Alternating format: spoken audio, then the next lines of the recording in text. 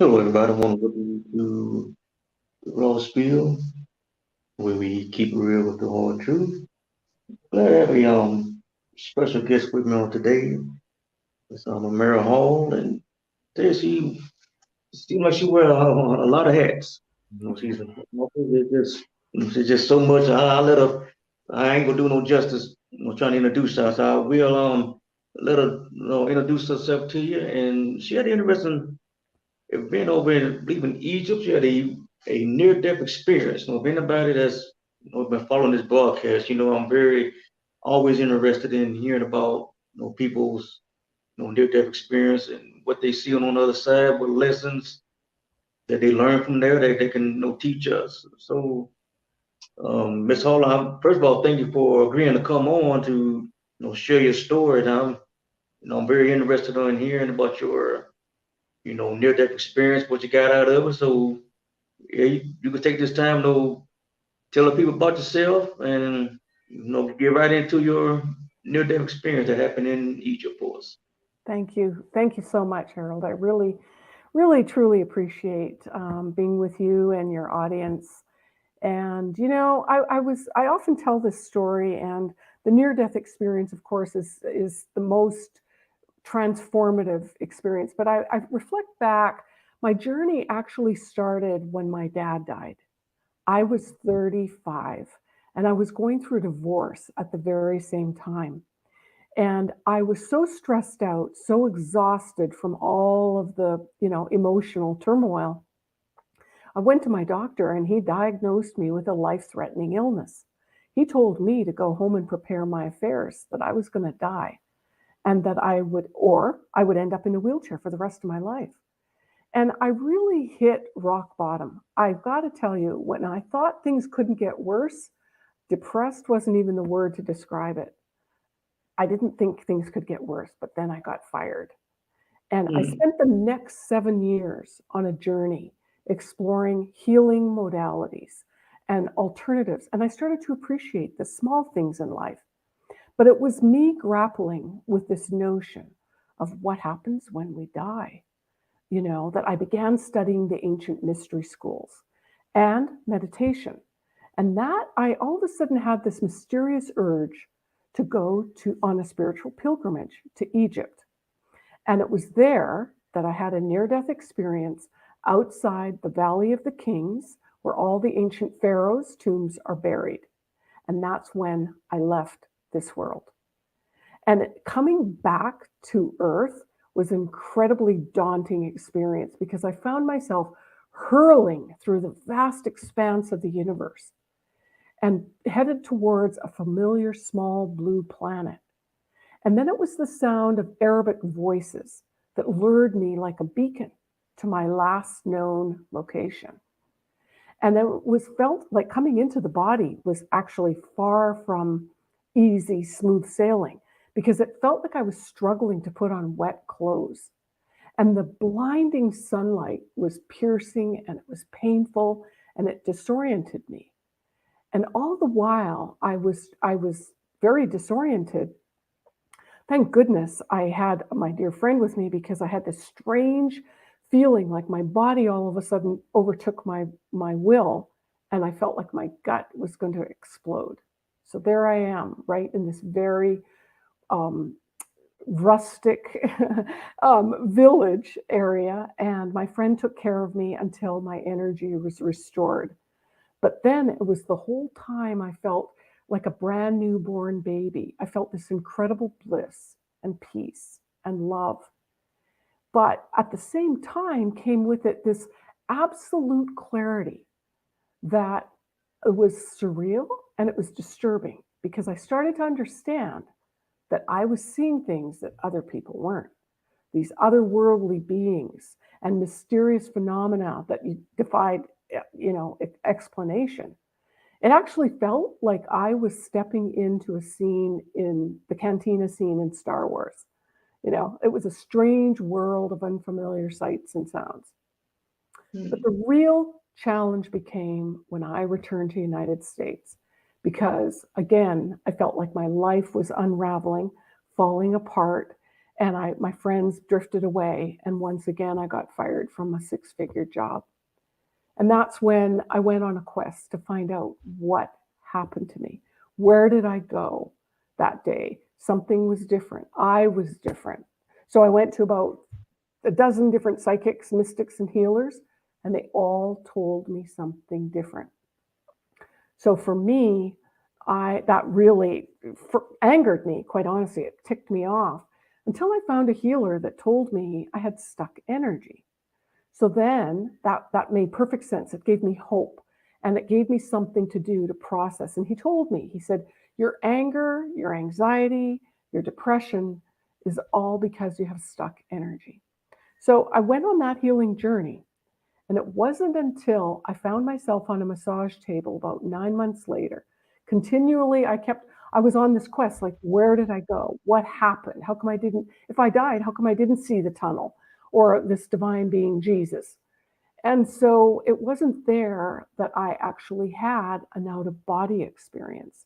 And that's when I was given a vast expanse, awe inspiring tour of the all.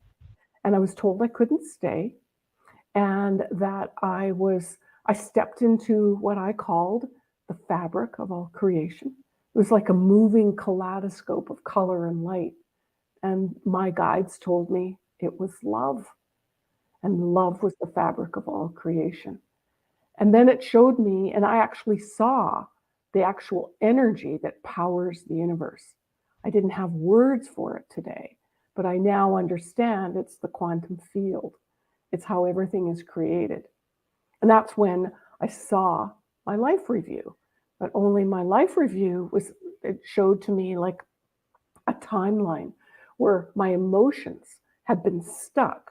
And that was what's creating my dis-ease, my dysfunction, and destruction of my dreams, of my goals, of my health and my wealth. And that I understood then that we are energetic beings, and we come here to learn how to manage that what we are, to learn who and what we are. Why are we here? We're here to create. We're here to create what we desire, and to have these experiences and lessons along the way. And so from that day forward, the last 23 years now, I have been teaching other people how to heal themselves through these energetic tools and techniques, and how to step into their own superpowers. Because that day, as I said, I became different. My psychic abilities turned on, my natural healing abilities turned on. And that's where I spent about 9 months to a year actually refining and healing myself. Because when I went to learn how to do that, I had no intention of doing this professionally or continuing. And so the joke is on me. So that pretty much sums it up. Yes. Yeah, just tell me how did you wind up in that experience? What you remember, like what Oh, event yeah. You want there? to know the real juice, right? How did I flip out of my body? Well, here's the deal. I was making jewelry at the time. Okay, I had this amazing spiritual tour that was incredibly powerful. We would meditate in various temples. I would hear angels, like I thought they were angels. There could have been the mystics of the temples from ancient times.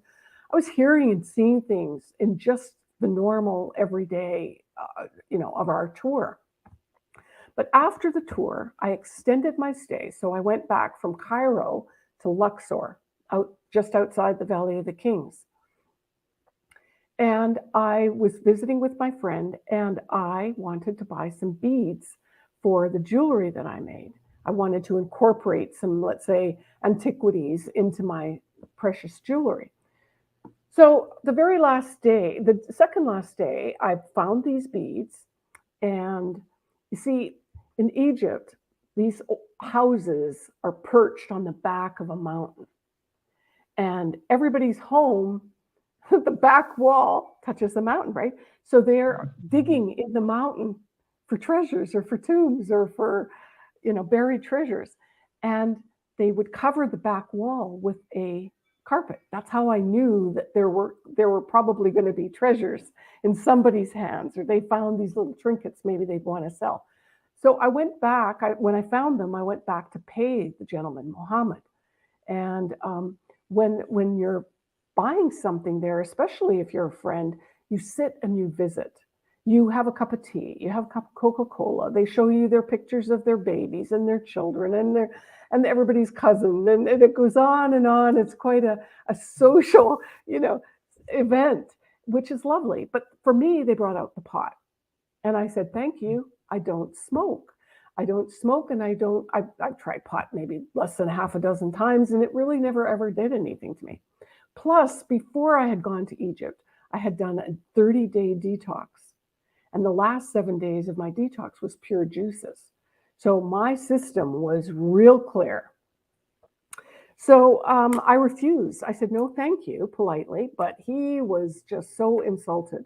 And he just blew a gasket and he's shouting, and yeah, it's the best, it's the best. So it was quite a commotion. And I was the only female there. So I thought, you know what? I've tried pot before. I'll just, be polite, be graceful guest here. And, I'll be on my way, because it never really gave me a high. It didn't give me anything, right? So the joint went around twice. And everybody bounced up, ready to walk out the door, and I couldn't get out of the chair. I found myself standing behind my body, and I kept going back and forth into my body. And I thought to myself, and I still don't know to this day if I said anything. I must have said something, but I put my hands out in front of my face. If I could just get some water, if I could just splash my face, I will snap to. I will keep myself here. And I remember a friend getting close to me, and he walked in slow motion and he poured some water in my hands. The whole time I was seeing it was like everybody else's life review. I was seeing all of these television sets playing a different movie type thing. And I was trying to stay in my body. I kept finding myself standing behind my body, back in, back out, back in. And I thought, if I could just splash my face. So the last thought I had was, oh shit, my mascara is going to run. Just more worried about how I was going to look in death. Yeah. But yeah, so that day and from that moment forward, I don't remember. And so until I started coming back into my body, but they told me that I stiffened. My body fell onto the floor. I was sitting in the only chair they had in the room, small plastic garden chair. And I collapsed, I stiffened. They were pounding my chest with all their might. My friend said he used his fist. And he said, later he asked me, he says, isn't your chest sore? He goes, I just about smashed your heart and your ribs, to get your heart pounding. He said, your breathing stopped, your heart stopped. So it was some time later, they ended up dragging me out under the arms. They loaded me up outside into a pickup truck, into the cab. And that was their taxi on the West Bank. Okay, it's very primitive. So the people, they had benches in the back of the bed, and then people would just jump on, and that would be their taxi ride. But they put me in the front of the cab. My friend was sitting in the middle, and they propped me with my head out the window so I could get oxygen. So they figured that would give me some ventilation. And it was hot. It was real hot. It was probably about noon. So then that's when I started hurling back to my body. And I described what I saw coming back to Earth. And the interesting thing is, I remember touching my friends. I couldn't open my eyes. It was incredibly bright and painful. And I thought, as my gut was ready to explode, I'm thinking, oh God, where are they taking me? And I didn't know what had happened. I really felt utter and total bliss. And my friend started shouting at me in Arabic. And then he realized, oh God, she doesn't understand Arabic, so I've got to speak in English. So he shouted, the hospital, we're taking you to the hospital. And the only thought I had was, oh my God, we're in the village of the desert. The hospital will kill me. It's going to be so primitive. Yeah. And they were thinking, oh my God, how do we find a toilet? there was no Western toilet. There was no public place they could take me because in that area of where I was, there were just holes in the ground to do that. And so then that was sort of like the whole comedy of the whole scene is I didn't know what they were thinking and they didn't know what was happening for me. So there's another layer to this because the Arabic culture, a man can't go into a bathroom with a woman. Okay. And here I didn't know it, but I can't stand. So they had to take me. There was no female around. They had to take me into a bathroom or somewhere to deal with that. And then, so it was one thing after the other that complicated it. And the stress of it was monumental. Yeah, that is something that we're speaking with Amirah Holmes. She's sharing her near-death experience when she visited Egypt. When you had your experience, did you come into any like ancient spirits or anything that seemed, dark and evil, demonic, while So, you were in your body? so yeah, great question. There's two parts to that. So the fact that I didn't see that. So here's the deal. This was before the internet, right? I had nowhere to really reference this or, I felt a lot of shame because of the pot and because of the situation. When I did speak to a few people, all they said was, "Oh, you were really stoned. That must have been some good shit." Hmm. And that didn't sit with me very well because one, I'm not. It doesn't matter if you're a regular, drug user or not. Um, I had so when I got off the plane in New York that day, let me back up. As I was recovering on the bed, I started to see this goddess called Sekhmet. She has a lion's face and a female body. And when I would look at the armoire, I would see Sekhmet. And then I continued to look outside the window, the valley, Green Valley Nile, and the mountains in the background. And the wind, the breeze was fluttering these draperies. And all I kept thinking was, I've got to look outside. That's real. Because when I look straight ahead, that ain't real. So that's when I started seeing these otherworldly beings. And at the same time, I didn't know what was really going on. By the time I got to the airport, my tour guides had extended their stay. They were there in line with me. And I said, "Who's this lion face with an Egyptian body, female body?" And they said, "Oh, that's Sekhmet. She's the healer of healers." She was known to all the doctors as the patron saint, so to speak, right? So they would pray to her, and she was coming to me. And I'm like, "Well, what the heck is this?" One, I didn't know I died. Two, I didn't know that because I had some spiritual and mystical experiences before, I wasn't sure or saw correlation or anything, right? But it wasn't until I got to JFK, got off the jetway, and I saw all the people in the airport as walking paper dolls. So Hmm. at this point, I am totally freaked out. I'm totally in shock and distress. And I have nobody with me. I had a book with me, but I was reading my book upside down. I just wanted to look at something that was real. I wasn't still physically completely in my body, I don't think. And this was probably 24 hours later. I was still coming back into the body, reintegrating. And so, by the time I got to San Diego, that fresh air when I got off the airplane and that moist air, that seemed to shift. And I stopped seeing people like that. And that's why I went on the hunt to what happened to me. And if I died, how come I didn't get to see no tunnel and Jesus? I was really angry. I got ripped off, right? So, and I also in my own head said, well, this couldn't have been a real near-death experience then.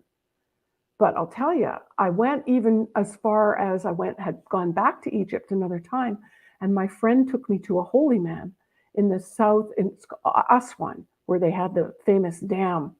And so I asked this holy man, they call him a sheikh, and please tell me what happened to me. Where did I go? I'm different now. I'm the same person, but I'm different.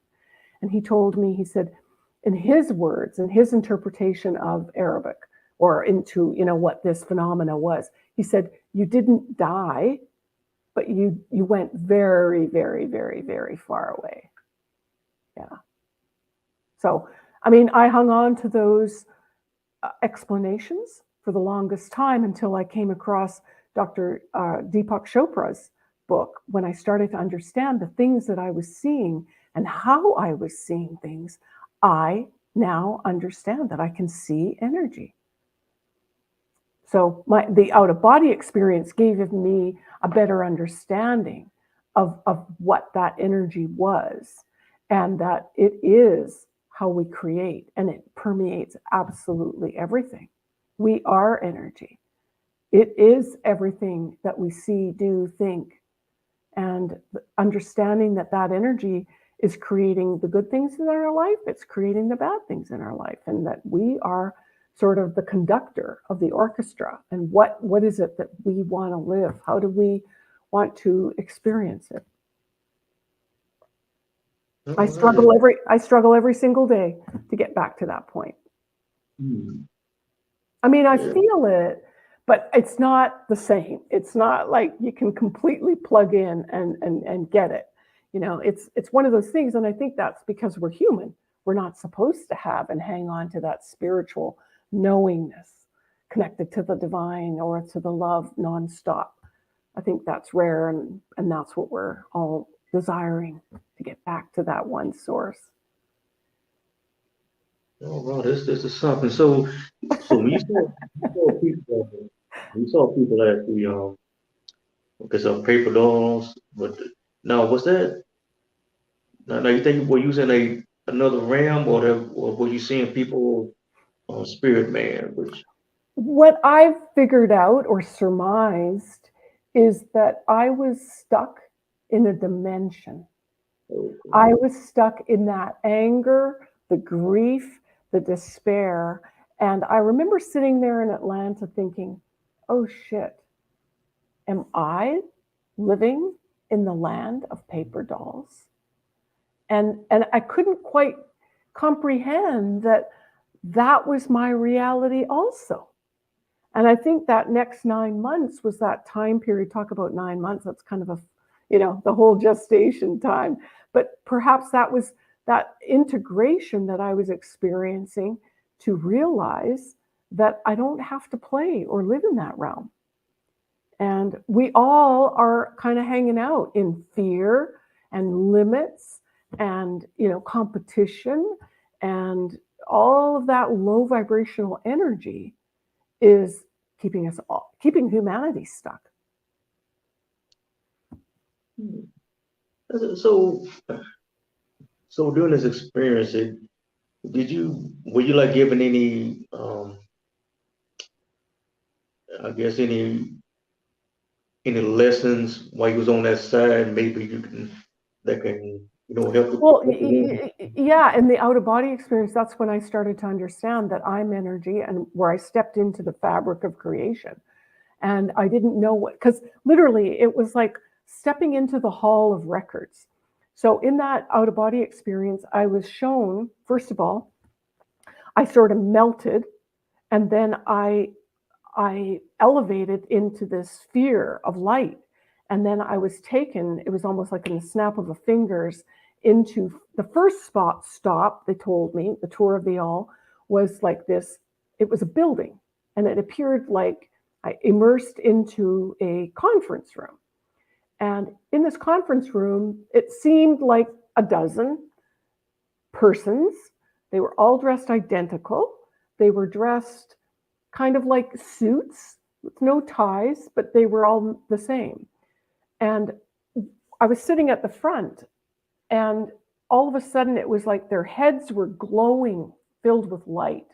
And the tops of their heads opened up like a teapot. And this beam of light streamed out of their heads into mine.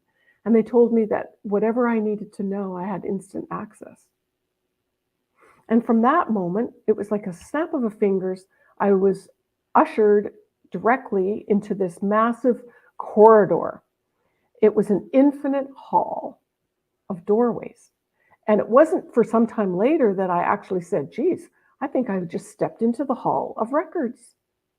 And so call that the Akashic records or call it the hall of records, it's up to you. And I was told I could step into any door and and and my choice, but I couldn't stay. And so the first door I stepped into was the door on the right. It was a gold door. And I didn't step into it. It was like a vroom, you're in. And that's when it felt like I was in this moving kaleidoscope of color, spinning and moving. And all I said was like I lost sense of who I am or where I am or my identity. And I said, what is this? And they told me that this was the fabric of all creation. This is who you are. And this is what everything is. This is love.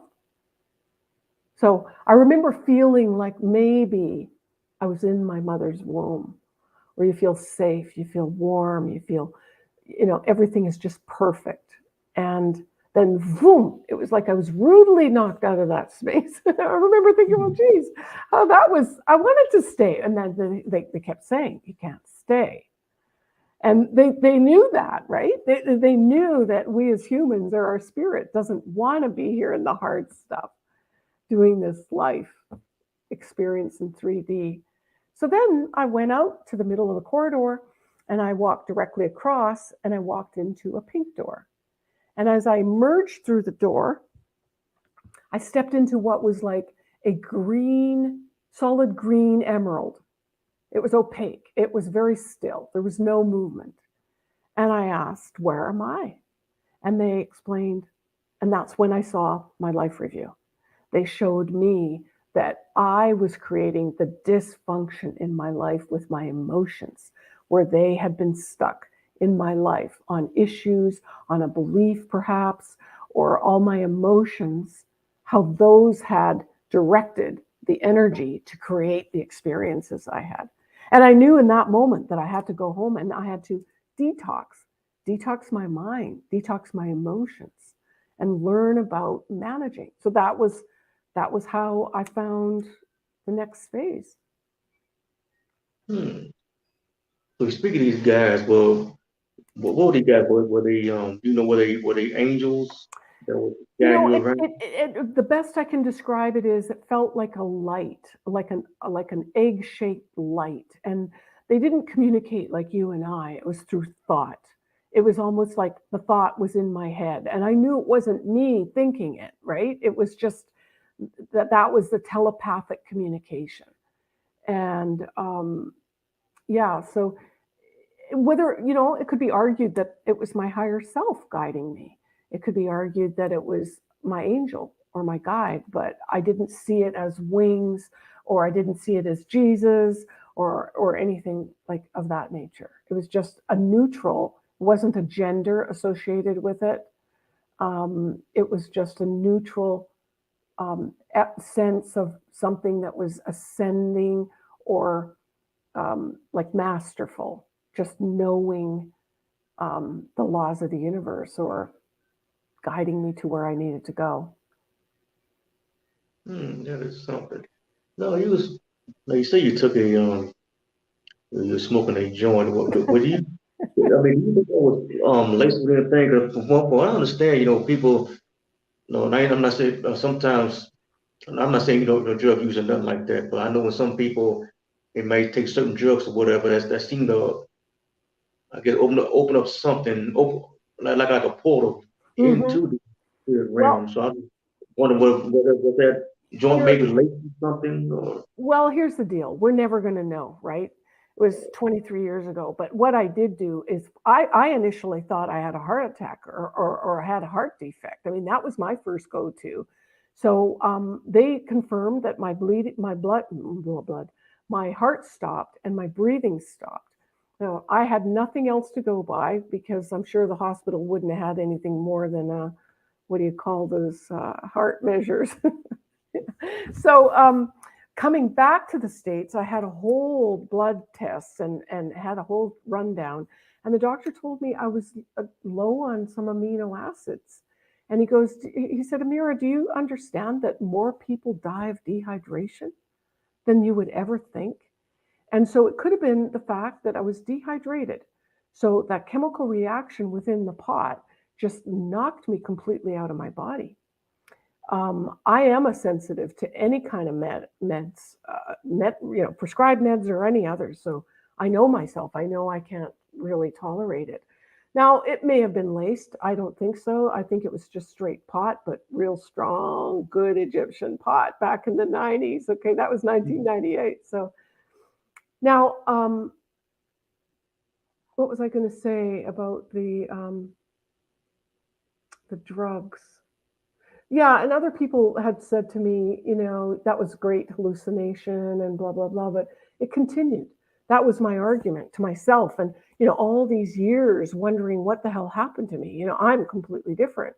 And the spiritual transformation that I experienced from that moment.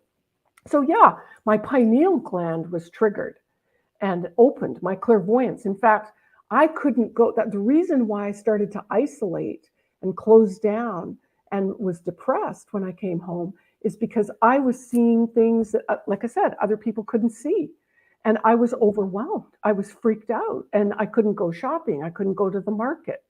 So that's pretty much what happened. And there's just so much to talk about here, Harold.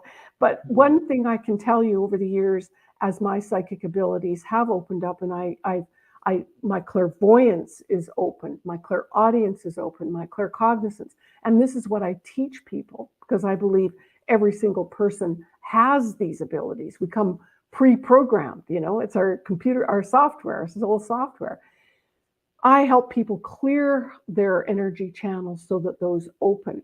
Now, one thing I can say is many people that I've witnessed and worked with, they may have, like this one guy that I was recently talking to, his name was Charlie, here where I live, and he started having these mental breakdowns. And the doctor diagnosed him as bipolar and borderline schizophrenic because he was seeing things and hearing things, etc. So when we worked together, I said to him, I said, and this guy's probably in his mid-50s. I said, I see drugs. I see drug energy. And I don't know how I see it, Harold, but I can just see where the energy centers get damaged. And sometimes those portals get too wide open. And that's when, like me, I was probably channeling everything and stuck on another dimension.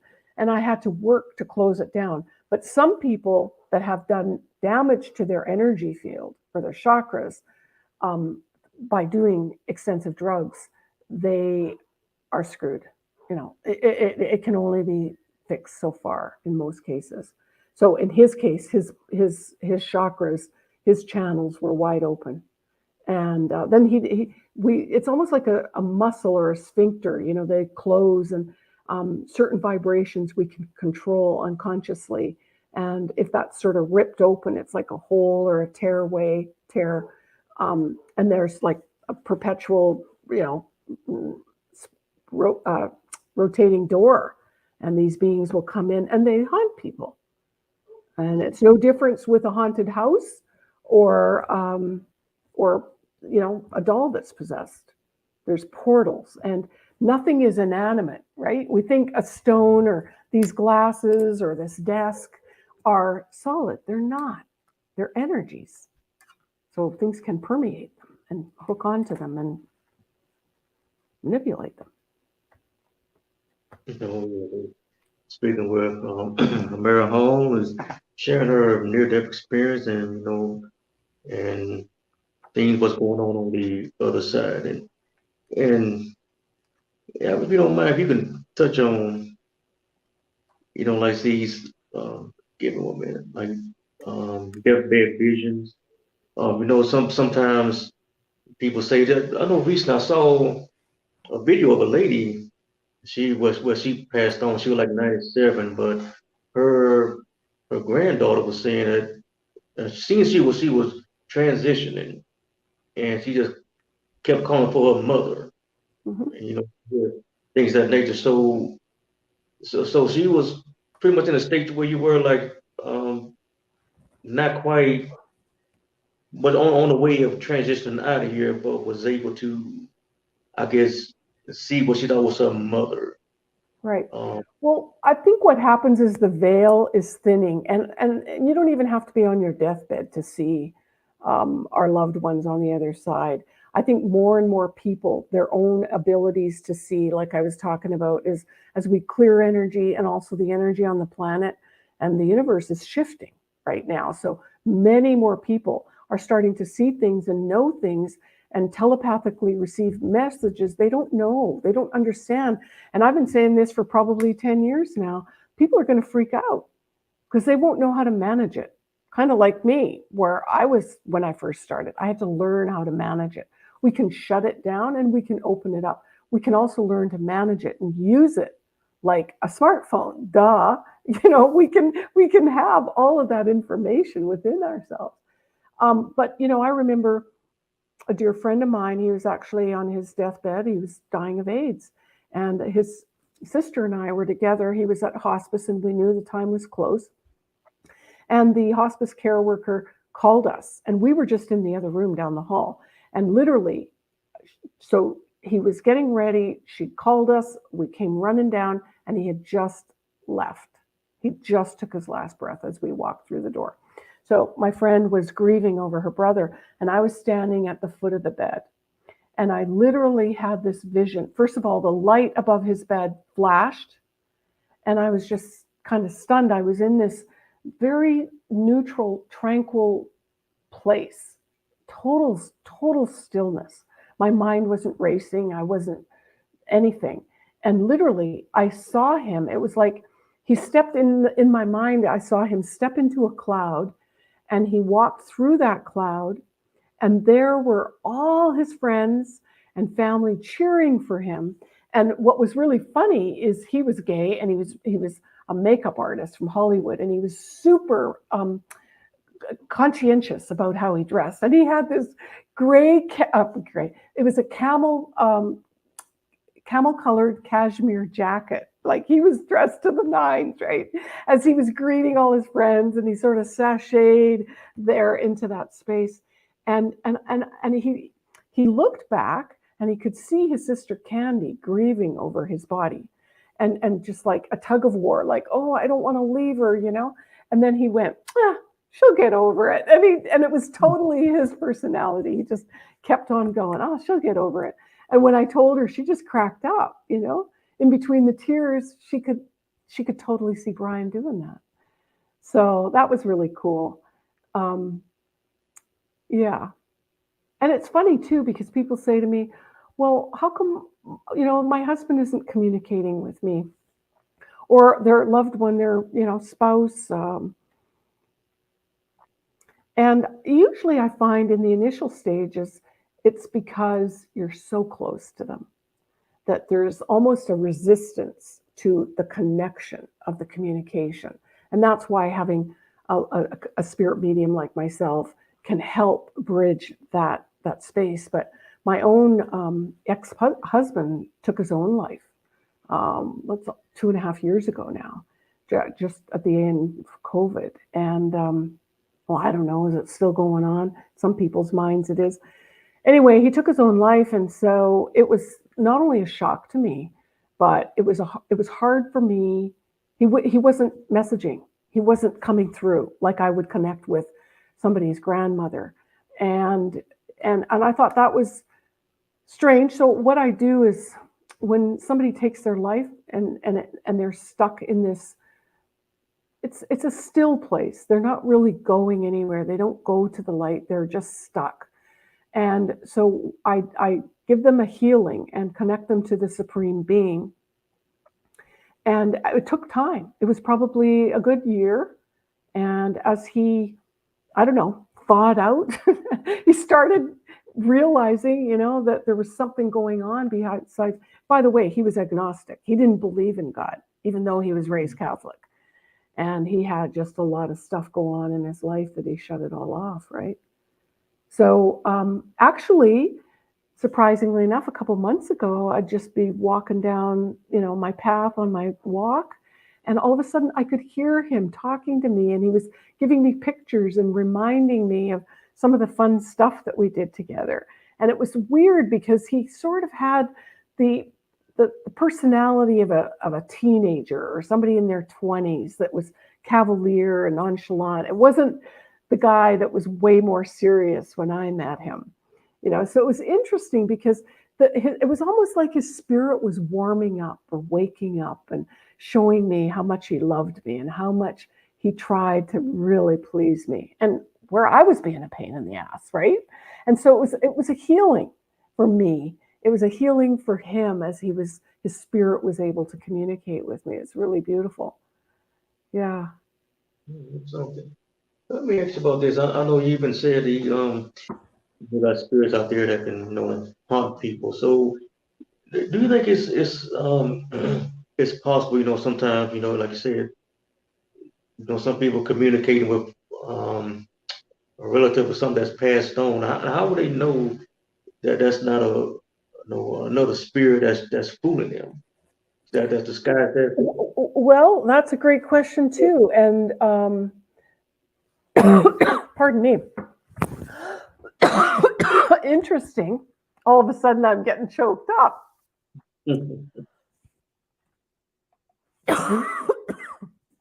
Oh boy, that's a sign that somebody's trying to tell me something. All right, can you hear me? Okay. Yes, ma'am. Okay. Okay. Great, Harold. Um, I'll tell you a story with a client that I just was connecting with the other day, and I said, I've got a grandmother here on your mother's side, and she said, well, I didn't know her. And I said, okay. So I just left it at that. And then this woman gave me a letter. It was a card or an envelope. It was sealed. And she just showed me as she was giving her the envelope. And she said, this you'll understand in time. And it'll explain everything. And she said, and I said, it was like she knocked on your door, slipped this little envelope into the mailbox, and then turned around and walked down the steps and walked away.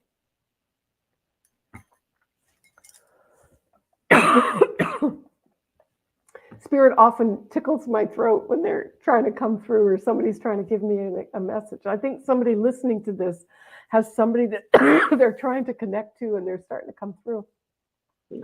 So what my client said to me, she goes, Amirah, she goes, we didn't know my mom's mom, and we just found out that she had a different birth mother, and nobody knew that it was another mother, that her adopted mother wasn't her birth mother.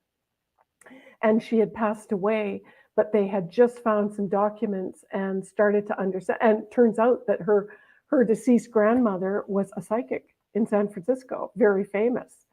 And so she goes, it makes perfect sense that she's trying to show me that I'm going to see and understand everything in the right time. Oh boy, I've never had a tickle like this on an interview. But yeah, they can haunt us. Back to your question is, how do we know?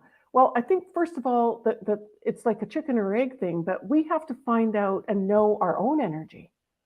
If we don't know if some energy is interfering and causing us issues, then how are we going to know we're haunted? Right? Like in my case, I had to clear the dysfunction and the energy of grief and depression and limiting thoughts and beliefs. When I started clearing my energy, it's almost like a filter in a room.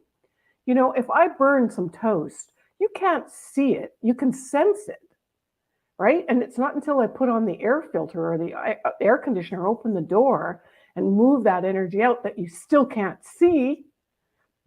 Right. And so it's like we have to refine ourselves to understand we are energy. When we refine this mechanism, then we'll be like this detector, this little radar device. We'll go, oh, all of a sudden I'm really grumpy. What the hell happened? Some energy just came into me. Whoa. And so that's happening all the time. Haven't you ever, let's say you were in a good mood And then you got on the phone with somebody and they're just, yeah, yeah, yeah, yeah, yeah, yeah.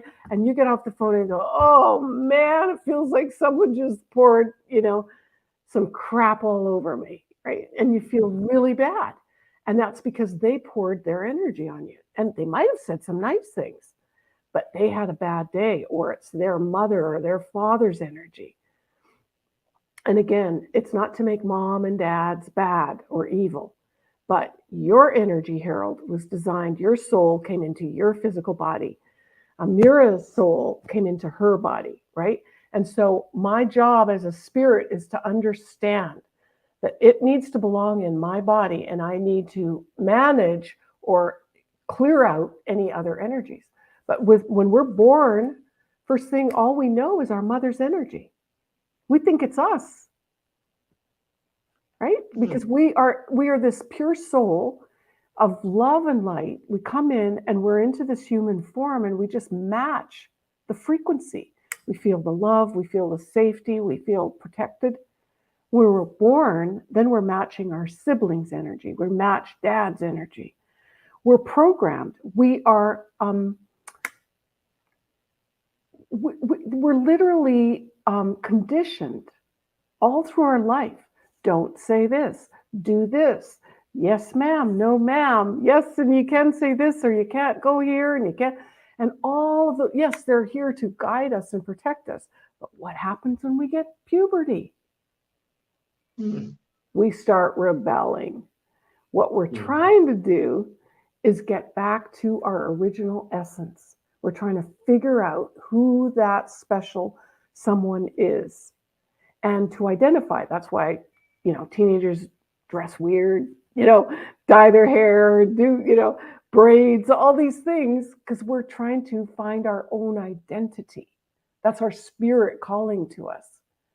And, it's not until we get to like 16 or 17, we start to find our voice, be our authentic self. That's our spirit calling to us to follow a particular path. And so we don't understand. Nobody taught us that we're energy beings, but we have to learn to manage it, monitor it, right? So if I'm possessed with somebody, then I'm going to do bad things, right? Mm-hmm. Or do things that aren't authentically aligned with Amirah, and vice versa. That's why when we drink or do drugs, what happens is those portals open up and entities and beings, they don't call them spirits for nothing, right?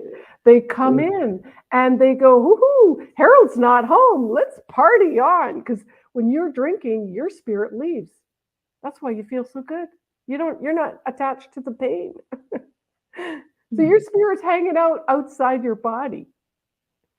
And those spirits come in. They go, yeah, this is what it's like to be a human. Let's experience this. And they get us to do stupid things that we regret. Right? Isn't that sort of the story of what goes on? Yes, I reckon so. All right, I tell you, we speaking with Mr. Amirah Hall.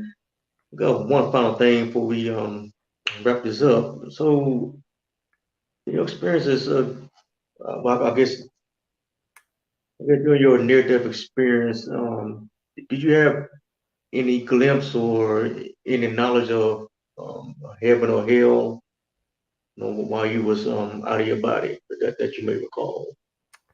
The only hell I had was when I entered into New York to the airport. And that continued for, the rest of the day.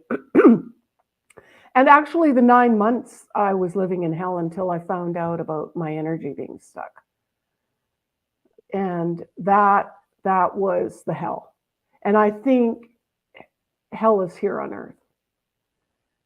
Because when I was out of my body, just the unconditional love and the peace and the bliss and the power that we are as spirits, I never felt that there was the demons in our minds or the restrictions and the limits and the suffering is a result of our lack of awareness and lack of ability to manage the energy.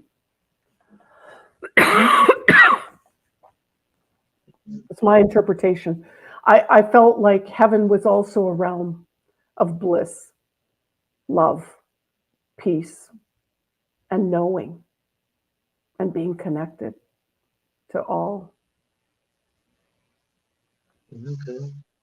All right. It was Amirah Hall. First of all, I do appreciate you for taking the time out to share your experience. And we got you're off. You got several books out, but before we get out of here, could you want to tell the people how they can get some of your material, how we got a website, or how they may be able to get in contact with Absolutely. Thank you, Harold. I would like to invite people to visit my website, amirahhall.com. And I think you can put the URL in the show notes. But it's AMIRAH and then Hall, HALL.com. And I'd like to invite you, if you have some questions or if you'd like to learn about clearing your energy, I accept calls. So you can book a call with me. You can get my books all on Amazon. Manifesting Miracles 101 is the guidebook that I use for mentoring my clients. And I have a book called Love Up Your Life that gives you steps to creating love in your life, whether it's a love relationship or just loving yourself, everything in between. So those are the two highlights. And the latest one was The Essential Guide to Spiritual Awakening. I've got a YouTube channel. You can check me out at Amirah Hall. And I'm live every weekday at 11 a.m. Eastern. So love to see you there. All right, y'all. Oh, you want to say something else? I wanted to give a gift. I wanted to give a gift called Stress Buster. It's a guided visualization to help people start to clear out those energy blocks. You don't have to know where they are, or you can be just feeling like something's not working, and you go to www.amirahhall.com/stress, STRES, and S as in Sam, dash buster, BUSTER. So it's like an energy shower, and just start feeling good no matter where you're at and what's going on. We all need it these days. Oh yes, I want to thank Amirah Hall for joining me today, and really appreciate you taking the time to share your knowledge of your experience of what happened your near-death experience. And again, I thank you for tuning in, and those of you that's maybe listening to this in the future or whatever, I hope you got some out of it. Till next time, God bless you all.